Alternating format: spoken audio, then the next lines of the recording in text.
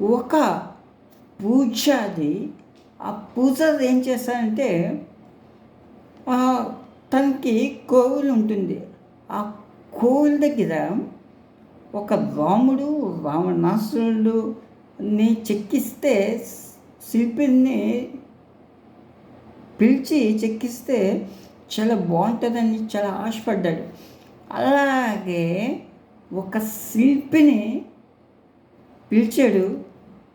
అక్కడ చాలా నాకు ఆ శిల్పి అన్నాడు, నాకు చాలా అందమైన ముఖం కావాలి, రాముడిలో ఉండే ముఖం కావాలి.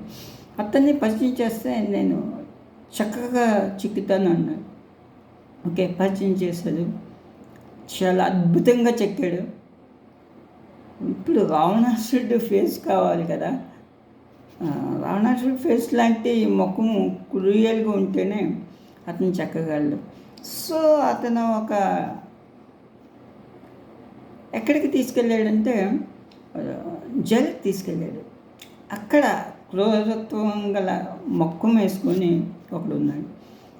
వాడు ముఖాన్ని చూస్తూ రావణాసురుడి ముఖం రాముడి కన్నా అందంగా రావణాసురుడి ముఖం చిక్కాడు. అందరూ చాలా ఆశ్చర్యపడ్డారు. రాముడి కన్నా రావణాసురుడిని బాగా చెక్కామండి. ఓకే, చిక్కాం. అయితే ఇప్పుడు ఇక్కడ విషయం ఏంటి, అక్కడ మనం శిల్పి ఎలా చెక్కాడు, రావణుడు అనేది కాదు. నేనేమంటానంటే రాముడు అయినా రావణాసురుడైనా ఎవరైనా శిల్పి ఏ విధంగా చెక్కాడు అది ఒకటి పాయింట్. రెండు పాయింట్ ఏంటి, ఎవరు ఉన్నారు వాళ్ళ ఫేస్ని బట్టి చెక్కాడు కదా. అక్కడ ఫేస్ని బట్టి చెక్కినప్పుడు చాలా అందంగా కనిపించాడు. కానీ ఇతను ఏం పెట్టి చెక్కాడు, మనసు పెట్టి చెక్కాడు. ఇది ఇలాగే రావాలి, మనసు పెట్టి చెక్కాడు. అందరూ ఆ బొమ్మల్ని చూస్తున్నా కానీ ఇతని మనసును చూడలేకపోతున్నారు.